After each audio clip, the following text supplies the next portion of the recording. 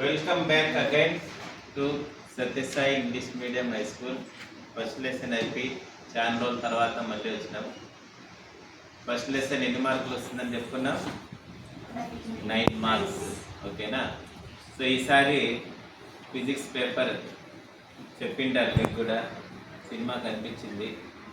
ఎందుకు సినిమా కనిపిస్తుంది అంటే రెండు ఉన్నాయి. ఒకటి కొంచెం డెప్త్లో అడిగారు, లెసన్లో నుంచి అడిగారు. సో లెసన్లో నుంచి అడిగితే రాయాలంటే ఏం చేయాలి? లెసన్ బాగా చదవాలి.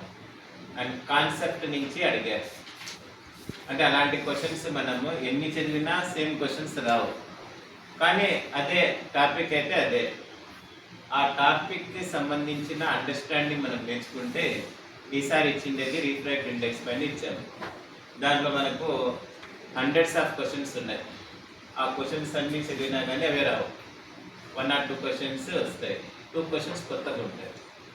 దీన్ని మనం సాల్వ్ చేసుకోవాలంటే రీఫ్రాక్ట్ ఇండెక్స్ టాపిక్ అండర్స్టాండ్ చేసుకోవాలి. అది అండర్స్టాండ్ చేసుకున్నప్పుడే ఎలాగైనా అడుగు క్వశ్చన్ నాకు ఆన్సర్ వస్తుంది. ఓన్లీ క్వశ్చన్ ఆన్సర్స్ బేస్ పైన పోతే ఇంకా లాస్ట్ పేపర్లో మనకు యాక్షన్ ప్లాన్ నుంచి 40 మార్క్స్ వచ్చింది. 8 మార్క్స్ డెడ్ ఈజీగా వచ్చాయి. గ్రాండ్ టెస్ట్ 1 నుంచే 24 మార్క్స్కి ఇచ్చేసాడు. 6 క్వశ్చన్లు నేర్చుకుంటే 3 క్వశ్చన్లు వచ్చినాయి. ఆ యాక్షన్ ప్లాన్లో ఇచ్చిన 3 క్వశ్చన్ పేపర్లు తీస్తే 28, 32 మార్క్స్కి వచ్చింది. లాస్ట్లో 3 మోడల్ పేపర్ మాత్రం నేర్చుకుంటే అంటే ఓవరాల్గా ఏమి 50% ఈజీగా ఉంటుంది.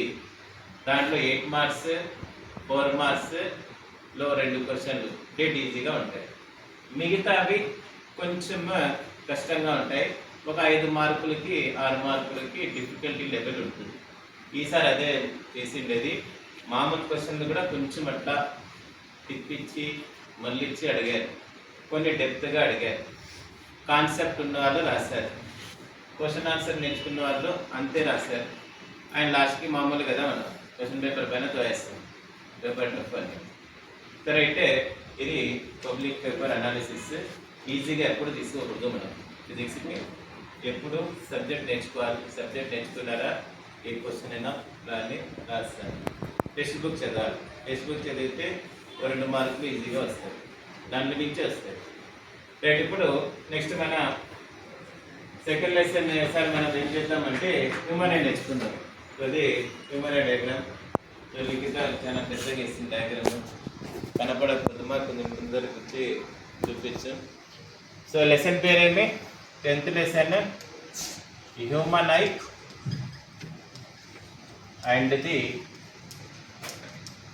Colourful world.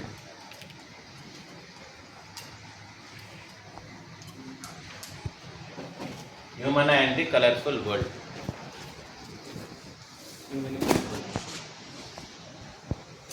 సో ఇది ఈ లెసన్ చిన్న లెసన్. దీని నుంచి కూడా ఫస్ట్ లెసన్లో ఎంతైతే మార్కులు వస్తాయో 9 మార్క్స్ దీని నుంచి వస్తాయి. ఒక 8 మార్క్ క్వశ్చన్, ఒక 1 మార్క్ క్వశ్చన్ వస్తుంది. 1 మార్క్ క్వశ్చన్ సక్సెస్ఫుల్గా మనం అటెంప్ట్ చేయాలంటే మనకుండే ఒకే ఒక option text book reading compulsory చేయాలి. అంటే 8 క్వశ్చన్స్లో 8 కూడా డిఫికల్టీ ఉంటాయో ఉండవు. 2 క్వశ్చన్లు 3 క్వశ్చన్లు ఇస్తారు.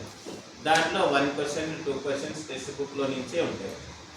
ఆ టెక్స్ట్ బుక్ రీడింగ్ చేసే వాళ్ళకే అది కనిపిస్తుంది. మిగతా వాళ్ళు ఏడుంది క్వశ్చన్ మేము ఎప్పుడు చూడాల. ఈ క్వశ్చన్ అవుట్ ఆఫ్ సిలబస్ అంటారు. అవుట్ ఆఫ్ సిలబస్ ఇచ్చే ఛాన్సే లేదు, అక్కడే ఉంటుంది. కొంచెం లాజికల్గా ఇన్డెప్త్ కొంచెం కాన్సెప్ట్ టెస్ట్ చేస్తారు. 6 మార్కులు ఉంటుంది, గ్యారెంటీగా ఉంటుంది. అండ్ మీరు కూడా మంచి మార్కులు తెచ్చుకోవాలి ఫిజిక్స్లో అంటే లెసన్స్ బాగా విని ఆ టాపిక్ అర్థం చేసుకుంటే క్వశ్చన్స్ ఎట్లనేచ్చు నేను రాస్తాను అంటారు. సో అయితే so human and colourful world 9th lesson చెప్తే బాగుంటుంది. కాకపోతే 9th లెసన్ చాలా పెద్ద లెసన్, అందుకనేసి ఈ మీరు చిన్న చిన్న లెసన్స్ ఫస్ట్ కంప్లీట్ చేద్దామని. లేకపోతే కొంత చదువుకునే బాగుంటుంది. పెద్ద లెసన్లు ప్రశాంతంగా జూన్లో చెప్తుంది. రైట్, దీనికన్నా ముందు కొన్ని విషయాలు మనం నేర్చుకోవాలి. ఏమంటే అవి రీఫ్రాక్షన్. Refraction of light. ఏమి రీఫ్రాక్షన్ అంటే రిఫ్లెక్షన్ గురించి వినింటారు. 8th లో వచ్చింది, 7th లో వచ్చింది. Bouncing back of light. Is called a reflection. అలాగే వాట్ ఈజ్ రిఫ్రాక్షన్ అంటే బెండింగ్ ఆఫ్ లైట్ ని రిఫ్రాక్షన్ అంటాం. బేసిక్ కాన్సెప్ట్ నేర్చుకోవాలి ఈ లెసన్కి పోయే ముందు. దానికి మనకు వచ్చేది రిఫ్రాక్షన్ వస్తుంది. ఏమి రిఫ్రాక్షన్ అంటే బెండింగ్ ఆఫ్ లైట్. లైట్ ఎందుకు బెండ్ అవుతుంది అంటే light travels from one transparent medium to another transparent medium.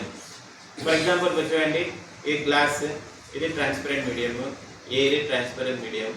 Air నుంచి గ్లాస్లోకి లైట్ వెళ్ళినప్పుడు ఏం జరుగుతుంది? లైట్ బెండ్ అయి వెళ్తుంది. ఎందుకంటే డెన్సిటీస్ ఏముంటాయి? డెన్సిటీస్ అనేవి సేమ్గా ఉండవు. గ్లాస్ డెన్సిటీ వేరు, వాటర్ డెన్సిటీ వేరు, ఎయిర్ డెన్సిటీ వేరు. జనరల్గా మీరు చెప్పండి, దేనికి డెన్సిటీ ఎక్కువగా ఉంటుంది? ఎయిర్కి ఉంటుందా, వాటర్కి ఉంటుందా, గ్లాస్కి ఉంటుందా?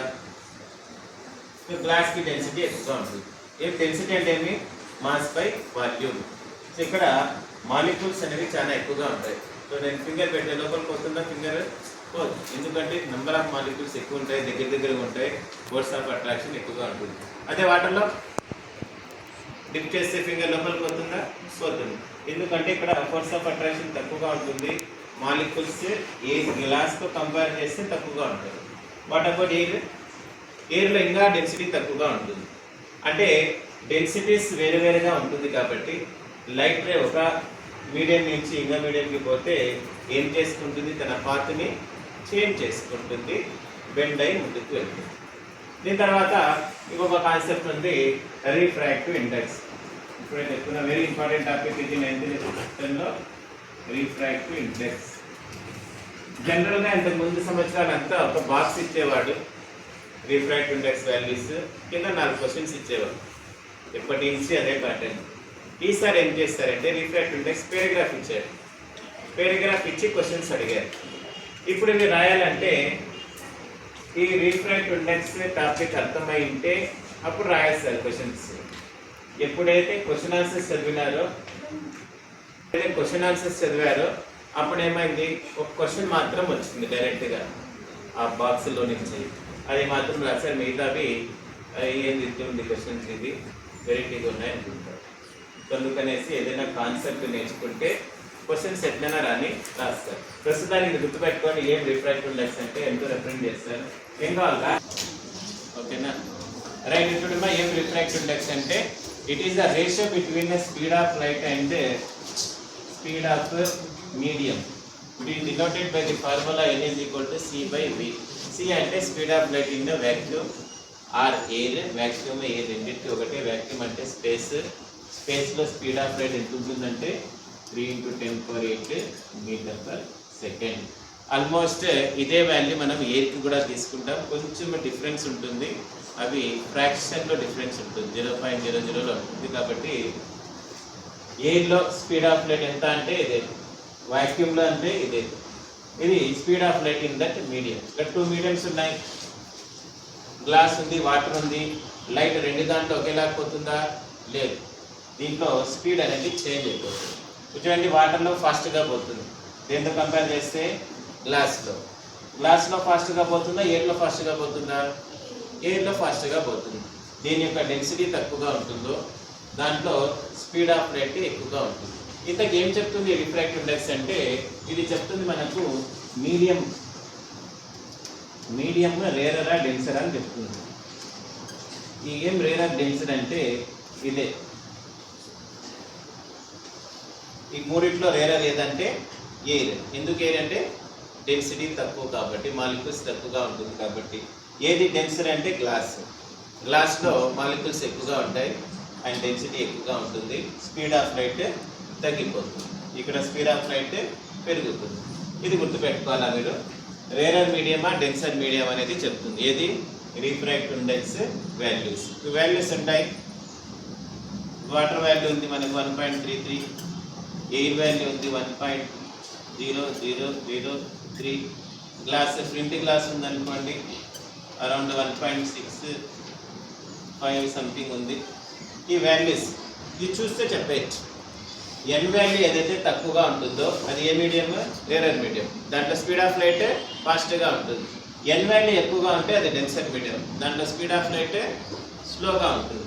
ఎన్ వాల్యూ తక్కువగా ఉంటే దాని డెన్సిటీ తక్కువ, ఎన్ వాల్యూ ఎక్కువ ఉంటే డెన్సిటీ ఎక్కువ. ఇది ఈ లెసన్కి మనకు యూస్ఫుల్ అయ్యే ఇన్ఫర్మేషన్. ఇవన్నీ 9th లెసన్లో వస్తాయి. చాలా పెద్ద లెసన్ అది, జూన్లో మనం స్టార్ట్ చేసుకుందాం. ఇవి గుర్తుపెట్టుకోండి. రిఫ్రాక్షన్ అంటే బెండింగ్ ఆఫ్ లైట్, తర్వాత రిఫ్రాక్టివ్ ఇండెక్స్లో ఏం తెలుస్తుంది, ఈ వాల్యూస్ ఏం చేస్తే మనకు మీడియం గురించి చెప్తాయి.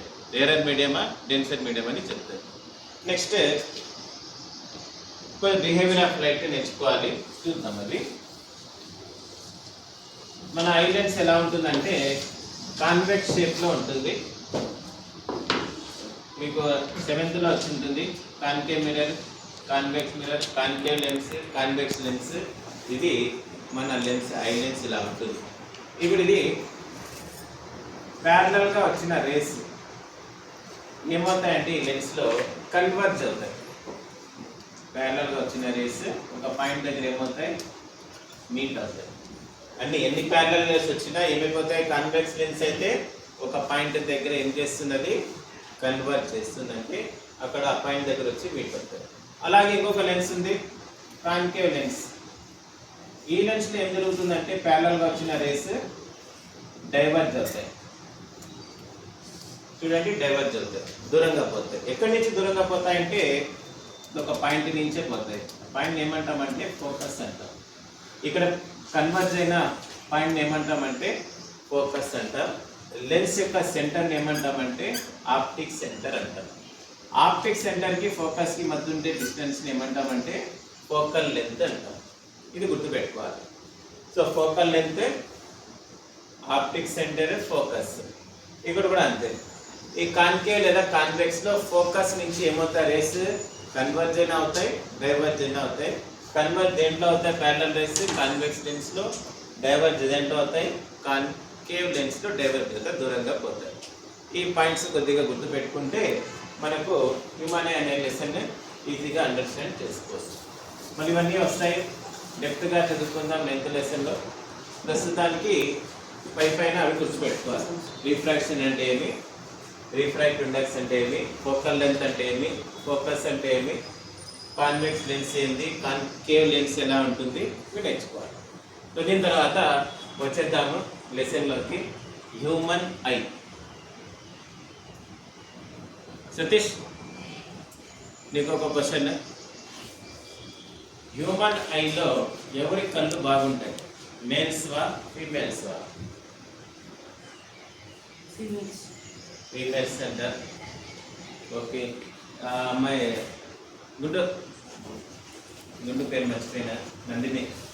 చెప్పనా, మేల్స్ కళ్ళు బాగుంటాయా ఫీమేల్స్ కళ్ళు బాగుంటాయా? నిజాయితీగా చెప్పండి ఆన్సర్.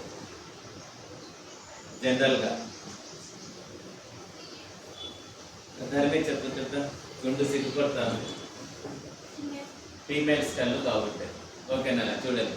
సో ఏమైనా నిజం చెప్పాలా, కళ్ళు మాత్రం గర్ల్స్వే బాగుంటాయి. ఓకేనా, నా అబ్బాయిలు బాగుంటావంటే బాగుంటాయి, రేర్. సో ఇది వాస్తవం. ఇది మనకు ఒక శ్లోకాన్ని ఇచ్చినాడు, ఇక్కడ ఒక స్టాంజా ఇచ్చినాడు లెసన్లో. సో మీకు కూడా అదొక హోంవర్క్. సో మీరు మీ కళ్ళని పొగుడుకుంటూ ప్రైజ్ చేసుకుంటూ 4 లైన్స్ పోయిటరీ రాయండి, 4 లైన్స్ స్టాంజా రాయాలి. ఓకేనా, అర్థమైందా? హోంవర్క్. మీ కళ్ళని మీరే పొగుడుకుంటూ, ఇష్టమే కదా అందరికీ, ఈ అందమైన ప్రపంచాన్ని చూస్తున్నామంటే ఐస్. సో మన దగ్గర స్పెట్స్ ఉన్నాయి ఇక్కడ కొంతమందికి, నాతో పాటు. ఐస్ వాల్యూ మనల్ని అడగండి, చెప్తాను. ఇవి లేకపోతే జీవితమే వేస్ట్ అనిపిస్తుంది. ఇవి ఉంటే అబ్బా ఎంత బాగుంది అనిపిస్తుంది. సో ఇక్కడ స్పెట్స్ లేని వాళ్ళు దీన్ని అదృష్టంగా భావించండి అండ్ కళ్ళుని జాగ్రత్తగా చూసుకోండి, దాన్ని డ్యామేజ్ చేసుకోవద్దు. ఓకేనా, అర్థమైందా సతీష్? ఎవరి కళ్ళ గురించి రాయాలా? మీ కళ్ళ గురించి రాయాలి, వేరే వాళ్ళ కళ్ళ గురించి రాయద్దు, మళ్ళీ గలాట్ అయిపోతాయి. సో మీ కళ్ళకి మీరు పగులుకుంటూ 4 లైన్స్ స్టాంజా రాయండి. చూద్దాం మీ కళ్ళ పైన మీకు ఎంత ప్రేమ ఉందో తెలుస్తుంది. రైట్, ఇది. దాని తర్వాత నెక్స్ట్ టాపిక్ వద్దాము, structure of human I. So చూడండి, ఐ బాల్ చూడడానికి ఎలా కనిపిస్తుంది? స్పెరికల్ షేప్లో ఉందా? ఒక బాల్, టెన్నిస్ బాల్ లాగా ఉంటుంది. So eye ball is nearly spherical in shape. మనకు కనిపిస్తుందా?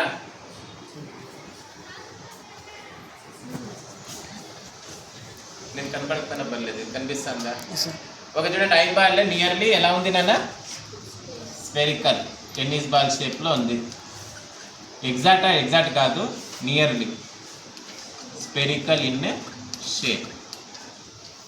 The diameter of the eyeball is about 2.3 centimetre. ఎంత ఉంది? ఐబాల్ యొక్క డయామీటర్ చిన్న గోళీలాగా ఉంది. 2.3 అంటే ఎంత ఉంటుంది? కానీ నాకు ఇదో డౌట్, ఇది హ్యూమన్ ఎంత చిన్నగా ఉంటుందా? డయామీటర్ ఎంత పెద్ద గోళీ ఉంటుంది చూడండి, 2.3 సెంటీమీటర్స్ అంతే కదా ఉంటుంది, సెంటీమీటర్స్. ఇతర స్కేల్ ఉందరా ఎవరి దగ్గరైనా? 2.3 సెంటీమీటర్స్. చూడండి, ఇది 1 సెంటీమీటర్, ఇది 2 సెంటీమీటర్, 2.3 అంతేనా ఉంటుంది మన ఐబాల్? అంత చిన్నగా ఉంటుందా? సో ఇక్కడ ఏదో సంభవం మిస్టేక్ జరిగింది. ఐబాల్ అంత చిన్నగా అయితే ఉండదు. కానీ టెక్స్ట్ బుక్లో ఇచ్చినాడు కాబట్టి మనం ఏం చేయాలి? What is the diameter of the human I అంటే ఏం రాయాలా? 2.3నే రాయాలా. ఓకేనా? వాస్తవానికి ఇది ఇంకొంచెం పెద్దగా ఉంటుంది, కానీ ఇక్కడ ఒక మిస్టేక్ జరిగింది, దాన్ని మనం రెక్టిఫై చేయలేం. డయామీటర్ ఆఫ్ ఐబాల్ అడిగితే 2.3 సెంటీమీటర్ రాయాలి. డయామీటర్ అని తెలుసు కదా, ఇక్కడి నుంచి లాస్ట్ వరకు. ఇది సర్కిల్ కదా, ఇది ఈ లాస్ట్ ఇదే కదా డయామీటర్. మధ్యలో ఉండేదాన్ని సెంటర్ పాయింట్ అంటాం, ఇది రేడియస్ అవుతుంది. సో డయామీటర్ అంటే ఎంత? 2r కదా, r అంటే d/2. ఇవంతా మ్యాథ్స్ ఫార్ములాస్లో వస్తాయి మీకు, రైట్? ఇది అంత చిన్నగా అయితే ఉండదు ఐబాల్, కొంచెం పెద్దగా ఉంటుంది. పాత సిలబస్లో ఏమి ఇచ్చినాడంటే ఈ లెన్స్ నుంచి రెటీనాకి మధ్య ఉండే డిస్టెన్స్ 2.5 సెంటీమీటర్స్ ఇచ్చారు. A distance? లెన్స్ నుంచి రెటీనాకి మధ్య ఉండే డిస్టెన్స్ 2.5. ఇప్పుడు ఏం చెప్తున్నాడు?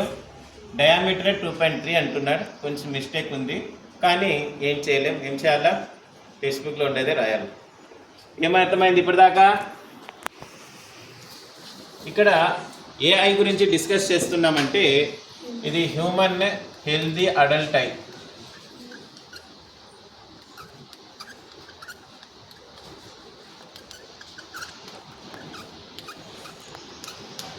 సో 18 years ప్లస్ పైన ఉండే వాళ్ళ ఐ గురించి డిస్కస్ చేస్తున్నాం. కాబట్టి ఇక్కడ క్వశ్చన్ కూడా అడుగుతారు, మీకు అట్లే అడుగుతారు. Write the structure of healthy human adult eye అంటే స్ట్రక్చర్ వేయాల్సి ఉంటుంది. So eyeball is spherical in shape. The diameter eyeball is approximately equal to 2.3 centimetre. ఇక్కడ చూడండి అన్న, ఇక్కడ అవుటర్ కర్వ్ చూడండి ఎలా ఉంది. ఇది ఈ షేప్లో ఉంది. దీన్ని ఏమంటాం? ఈ షేప్ని ఏమంటాం? ఇచ్చేసుకోరా వీడొకడు. సో ఈ షేప్ని ఏమంటాం? ఇలాంటి షేప్ని ఏమంటాం? కాన్కేవా కన్వెక్సా? ముఖము కాన్వెక్స్, అది కాన్కేవ్. ఇది ఈ లోపల ఉండేది. ఈ వైపు ఉంటే ఏమి? కాన్వెక్స్. చూడండి ఇట్లా బయట ఇట్లా ఉంది కదా, ఇట్లా అవుట్ సైడ్. సో చూడండి ఇదేమంటే ఇది కార్నియా అంటాం దీన్ని. కార్నియా ఇక్కడ రాసింది అమ్మాయి, ఇది యాక్చువల్ కార్నియా. ఇది కాదు. ఓకేనా? ధరణి ఏం నన్ను ఎట్లా రాస్తుంది? కార్నియా ఇది, దిస్ వన్. ఓకేనా? కార్నియా గురించి చెప్పుకుందాము. ఏమి కార్నియా అంటే the outer portion of the I is sharply curved by A protective membrane called cornea. ఏం మెంబ్రేన్ అనేది? Protective membrane. మెంబ్రేన్ అంటే పొర. డోల్స్ చూసింటారు మీరు, డ్రమ్స్ చూసింటారు. పైన ఒక లేయర్ ఉంటుంది, చూసినారా? పైన ఒక లేయర్ పాస్ చేసుకున్నాను.